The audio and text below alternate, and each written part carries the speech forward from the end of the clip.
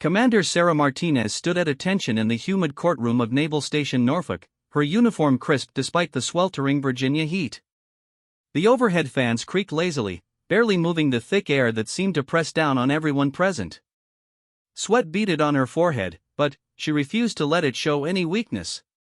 Today would determine whether her 20-year career would end in disgrace or vindication. The charges against her were serious: insubordination, conduct unbecoming an officer, failure to follow direct orders.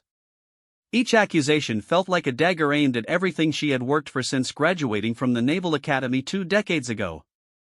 But Sarah knew the truth, and she was prepared to fight for it. The incident that led to this court-martial had occurred 6 months earlier during a routine inspection aboard the USS Defender, a guided missile destroyer where Sarah served as executive officer.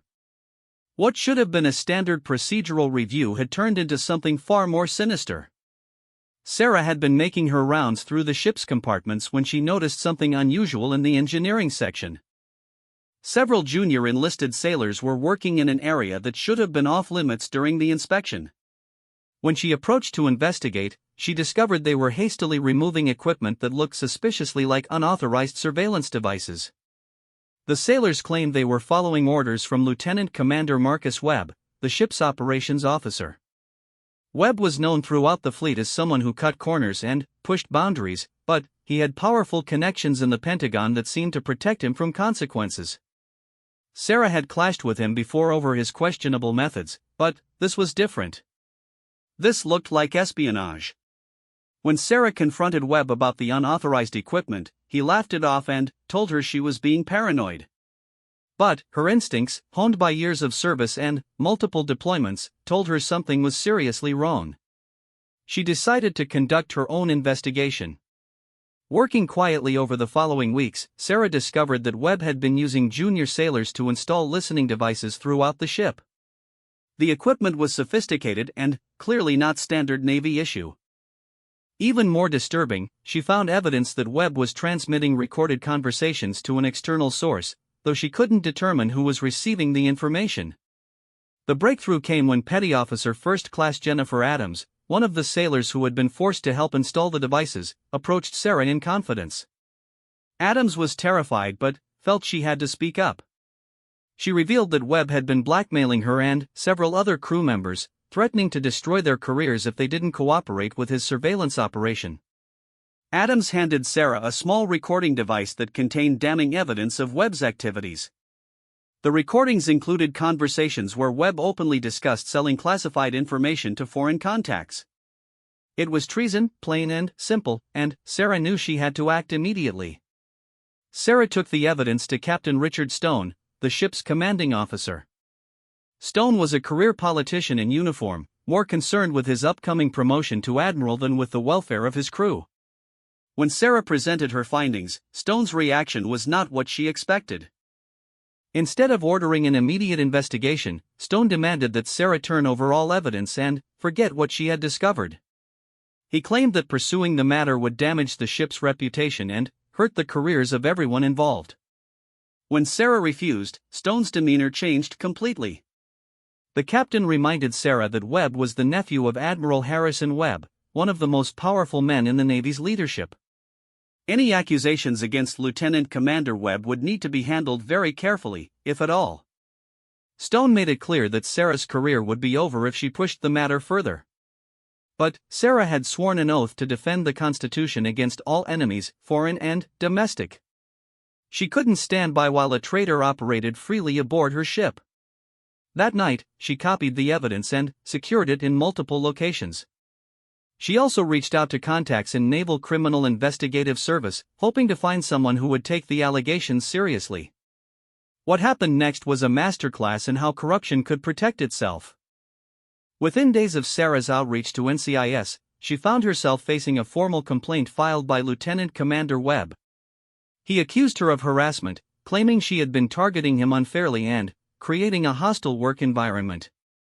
The complaint was followed by a surprise inspection of Sarah's personal quarters and office.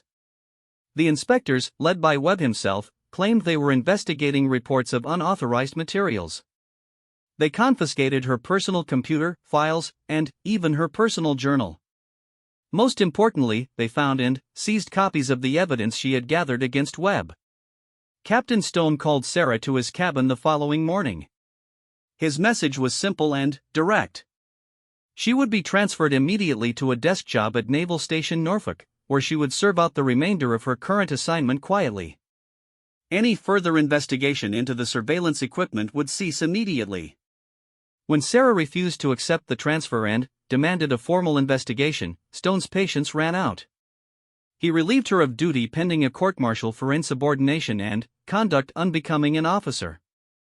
The very evidence she had gathered to expose Webb's crimes was now being used against her as proof of her alleged misconduct. The months leading up to the trial were the darkest of Sarah's life. She was confined to base, stripped of her security clearance, and forbidden from discussing the case with anyone outside her legal team. Her lawyer, Lieutenant Commander David Park, was a competent officer but clearly outmatched by the resources aligned against them. Webb, meanwhile, had been quietly transferred to a prestigious assignment at the Pentagon. The surveillance equipment had mysteriously disappeared during a routine maintenance cycle, and the junior sailors who had been forced to participate in the installation were reassigned to different ships across the fleet. Sarah's family stood by her throughout the ordeal, but the strain was enormous.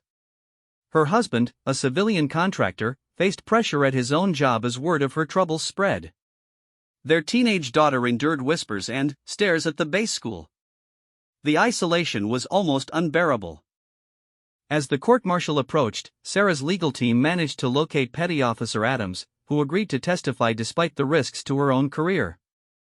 But Adams revealed that she had been visited by representatives claiming to be from Naval Intelligence, who strongly suggested that her memory of events might be faulty and that testifying could result in serious consequences for her family.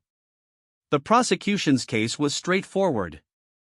They painted Sarah as a rogue officer who had conducted unauthorized investigations, violated the chain of command, and refused direct orders from her superiors. The surveillance equipment was explained away as part of a legitimate security upgrade that Sarah had misunderstood due to her lack of technical expertise. Now, as Sarah stood in the courtroom waiting for the proceedings to begin, she reflected on the journey that had brought her to this moment. She had joined the Navy to serve her country and protect its freedoms. She never imagined that standing up for those principles would put her own freedom in jeopardy. The judge, Captain Angela Morrison, entered the courtroom with the bearing of someone who had seen too many careers destroyed by the politics of military justice. Morrison had a reputation for fairness, but she also understood the realities of the system she served. Sarah could only hope that justice would prevail over expediency. As the charges were read aloud, Sarah's mind drifted to all the young sailors serving aboard ships throughout the fleet. They depended on their officers to protect them and uphold the values of the service. If she lost this battle, it would send a message that corruption and betrayal were acceptable as long as they were committed by those with the right connections. The prosecutor, Commander James Mitchell, rose to deliver his opening statement. Mitchell was known as a rising star in the Judge Advocate General's Corps, and this high-profile case was clearly seen as another stepping stone in his career. His voice was confident as he outlined the government's case against Sarah. But, as Mitchell spoke about duty, honor, and following orders, Sarah caught something in Judge Morrison's expression. There was a flicker of skepticism, a slight narrowing of the eyes that suggested the judge might be seeing through the carefully constructed narrative being presented. Sarah's own lawyer rose to respond, and, in that moment, she made a decision that would change everything. She had been advised to remain quiet, to let her legal team handle the defense. But, as she listened to the lies being told about her service and her character, she knew she had to take a stand. When Lieutenant Commander Park finished his opening remarks, Sarah rose from her seat. The courtroom fell silent as she requested permission to address the court directly. Judge Morrison looked surprised but nodded for her to proceed. This was the moment Sarah had been preparing for throughout her entire ordeal. She looked directly at the judge, then at the assembled officers who would determine her fate. Her voice was steady as she began to speak, knowing that her next words would either save her career or destroy it completely. Sarah's voice carried across the silent courtroom as she began her unexpected address. "Your Honor, for 20 years I have served this Navy with distinction. I have deployed to combat zones, commanded sailors in dangerous operations, and never once wavered in my commitment to the oath I took as a young officer. Today, I stand accused of the very things I was trained to oppose: insubordination, misconduct, and failure to follow lawful orders. Judge Morrison leaned forward slightly, her interest clearly piqued by this departure from normal court proceedings. The prosecutor shifted uncomfortably in his seat, clearly unprepared for this development. But I want this court to understand exactly what orders I allegedly failed to follow, Sarah continued. I was ordered to ignore evidence of treason. I was ordered to allow a foreign intelligence operation to continue aboard a United States Navy vessel. I was ordered to sacrifice the safety and security of my crew to protect the career of a corrupt officer. The courtroom erupted in whispers and shocked murmurs. Commander Mitchell jumped to his feet, objecting loudly to Sarah's characterization of the events. But Judge Morrison raised her hand for silence, her eyes never leaving Sarah's face. Commander Martinez, the judge said carefully, these are very serious allegations you're making. Do you have evidence to support these claims? Sarah reached into her uniform pocket and produced a small digital storage device. Your Honor, what I'm about to reveal was obtained at great personal risk by brave sailors who put duty above self-preservation. This device contains recordings that will prove Lieutenant Commander Webb was engaged in espionage, and that my chain of command was complicit in covering up his crimes. The defense table erupted in chaos as Sarah's own lawyer realized she had been holding back crucial evidence. Lieutenant Commander Park looked stunned as Sarah handed the device to the bailiff for examination. The recordings were devastating. Webb's voice was clearly audible discussing payment schedules with unknown contacts, describing the layout of classified areas aboard the Defender, and detailing the ship's operational capabilities.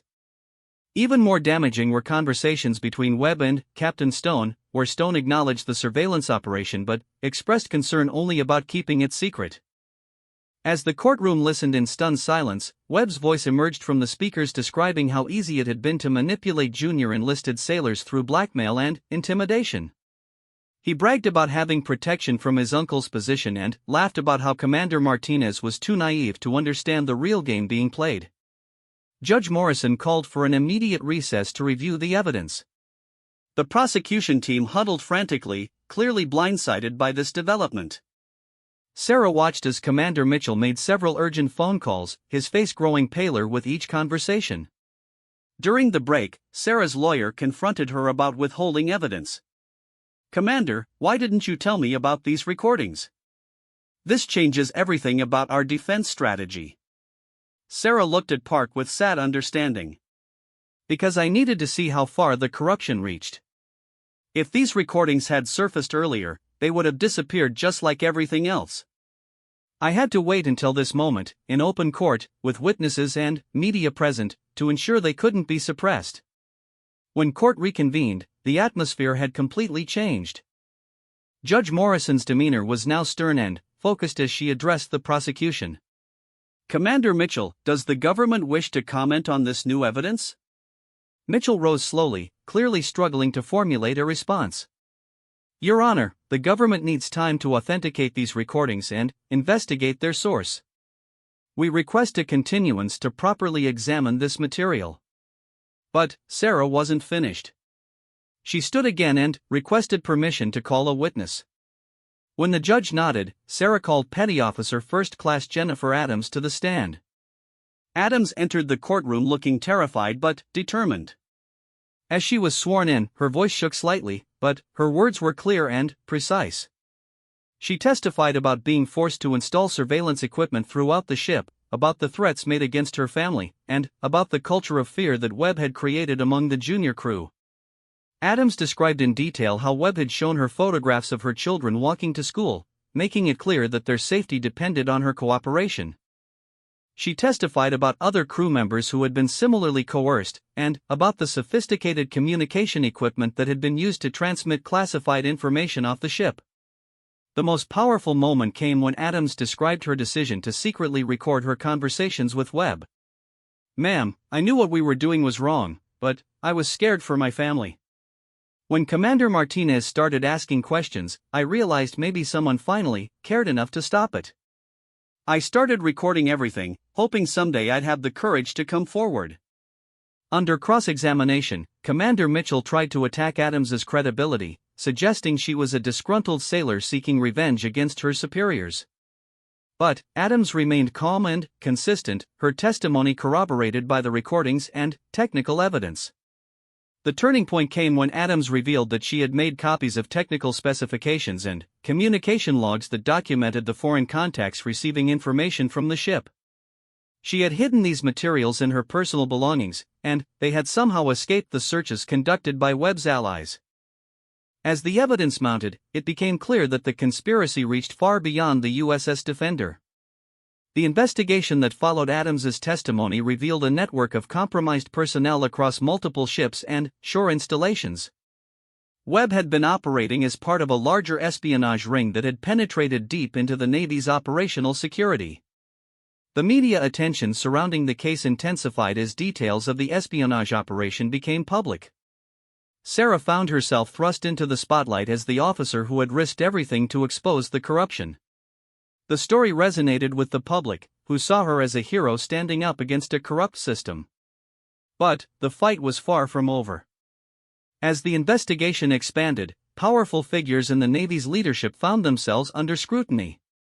Admiral Harrison Webb, Marcus's uncle, was revealed to have known about the surveillance operation and taken steps to protect his nephew from investigation.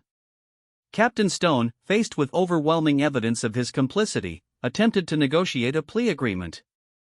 He claimed he had been following orders from above and had been told the surveillance was part of a legitimate counterintelligence operation. His testimony implicated even higher-ranking officials in the cover-up. Sarah watched as the house of cards began to collapse, but she knew the personal cost had been enormous. Several of the junior sailors who had been coerced into participating faced disciplinary action, despite being victims of blackmail.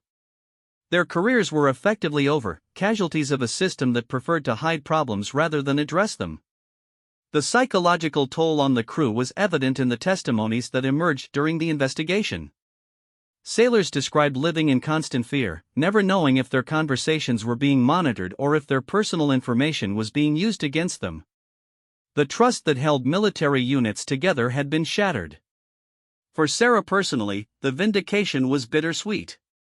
While the charges against her were dropped and her record cleared, the damage to her career prospects was irreversible. She had made powerful enemies by exposing the corruption, and everyone in the Navy leadership knew that crossing her meant risking exposure of their own questionable activities. The investigation revealed that Webb's operation had compromised critical information about fleet movements, weapons systems, and personnel assignments. The Foreign Intelligence Service receiving the information was traced to a hostile nation, making the security breach a matter of national importance. As plea agreements were negotiated and charges filed against the conspirators, Sarah reflected on the price of integrity. She had saved her honor and protected her sailors, but the system that had allowed the corruption to flourish remained largely unchanged.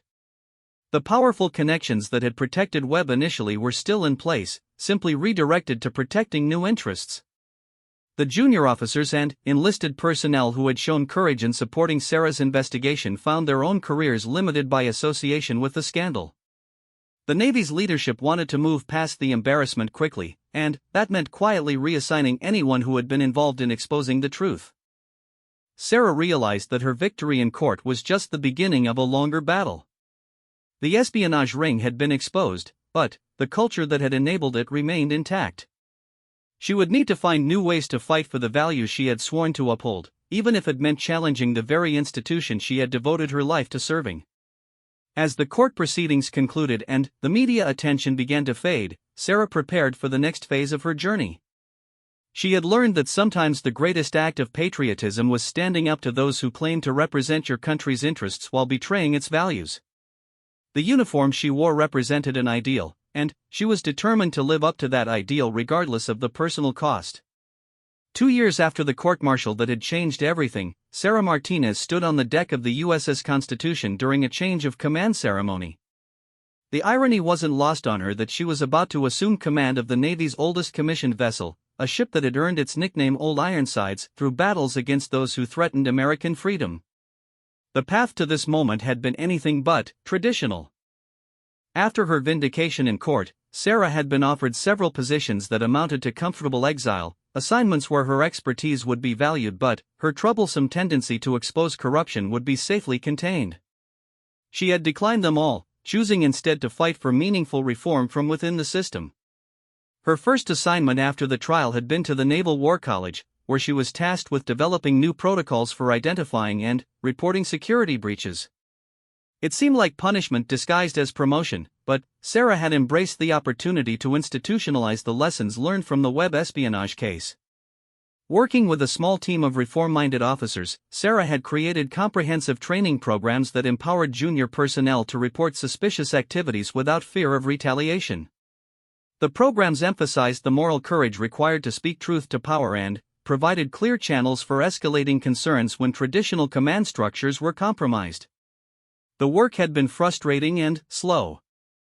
Every policy recommendation faced resistance from entrenched interests who preferred the old system where loyalty to superiors trumped loyalty to the Constitution.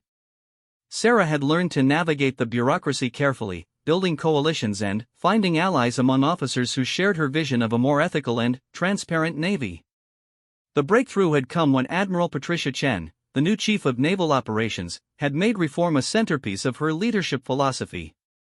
Chen had been watching Sarah's work from a distance and recognized that the Navy needed leaders who were willing to challenge the status quo when necessary.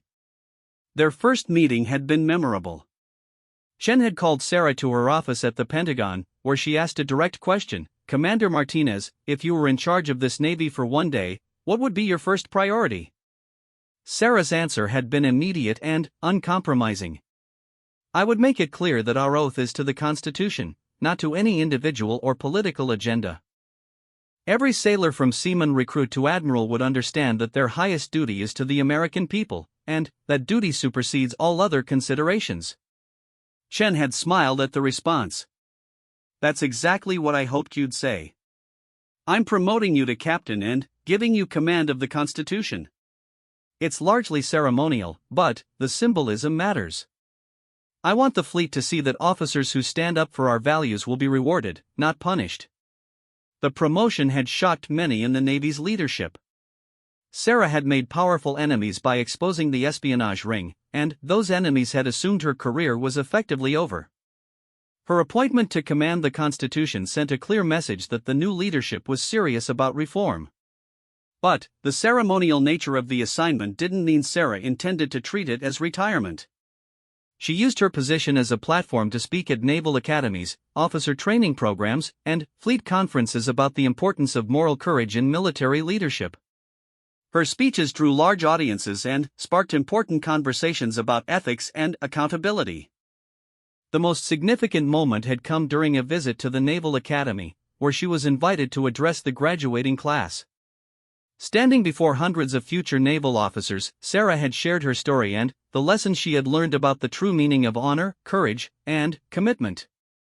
"You will face moments in your careers when doing the right thing will be difficult and dangerous," she had told them. "You will be tested by superiors who ask you to compromise your values for the sake of convenience or career advancement.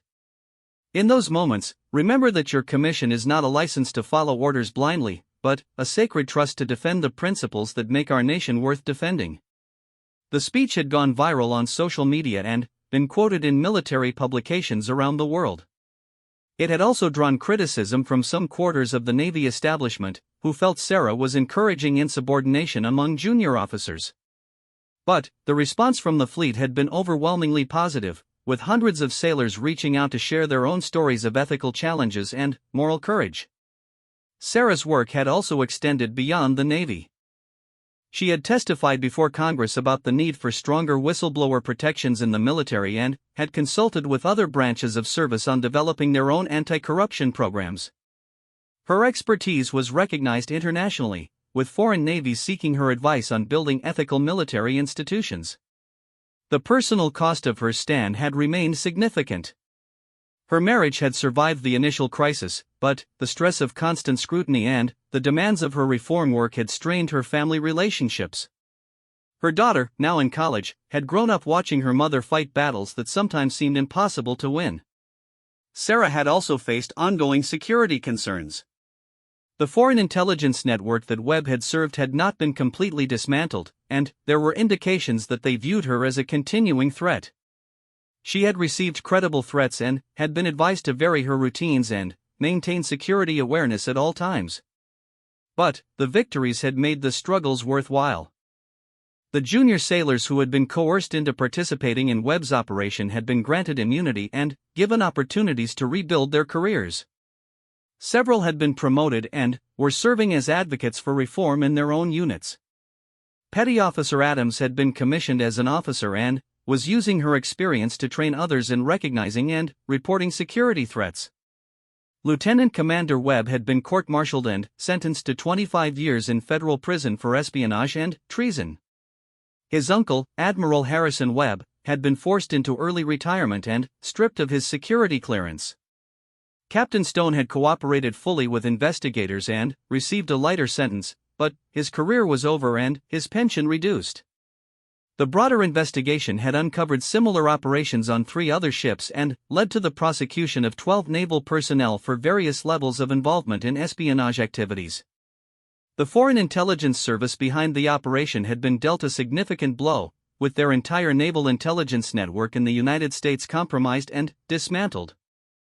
More importantly for Sarah, the cultural changes she had fought for were beginning to take root throughout the fleet.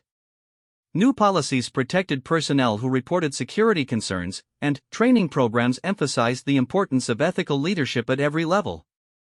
Anonymous reporting systems had been established to allow sailors to raise concerns without fear of identification or retaliation. As Sarah prepared for the change of command ceremony, she reflected on the journey that had brought her to this point. The young officer who had graduated from the Naval Academy 25 years ago had believed that following orders and advancing through the ranks was the key to successful service. She had learned that true success meant something entirely different. The ceremony itself was attended by hundreds of naval personnel, government officials, and members of the media. Admiral Chen delivered the keynote address, using the occasion to reinforce her commitment to reform and to honor Sarah's contributions to the Navy's renewed focus on ethics and accountability. When Sarah took the podium to deliver her acceptance speech, she looked out at the assembled crowd and saw faces that represented the future of naval service. There were young officers who had attended her lectures and been inspired to make ethics a cornerstone of their own leadership philosophy. There were senior enlisted personnel who had found the courage to speak up about problems in their units because they knew they would be supported rather than punished. Today, I assume command of a ship that has sailed for over 2 centuries as a symbol of American naval power and tradition, Sarah began. But the real strength of our Navy has never been in our ships or weapons. It has been in the character of the men and women who wear the uniform and their unwavering commitment to the principles that define our nation. She paused to look directly at the junior officers in the audience. The Constitution I'm privileged to command today is made of wood and iron, but the Constitution we all swore to support and defend is made of ideals and principles. That Constitution is only as strong as our willingness to uphold it, even when doing so requires great personal sacrifice. The speech concluded with Sarah's vision for the future of naval service. She spoke of a Navy where moral courage was valued as highly as physical courage, where speaking truth to power was seen as a strength rather than a weakness, and where every sailor understood that their highest loyalty was to the American people and the Constitution that protected their freedoms. As the ceremony concluded and Sarah officially assumed command, she knew that this assignment would be her last in uniform. The symbolic nature of commanding the Constitution provided her with a platform to continue advocating for reform, but she was already planning her next chapter.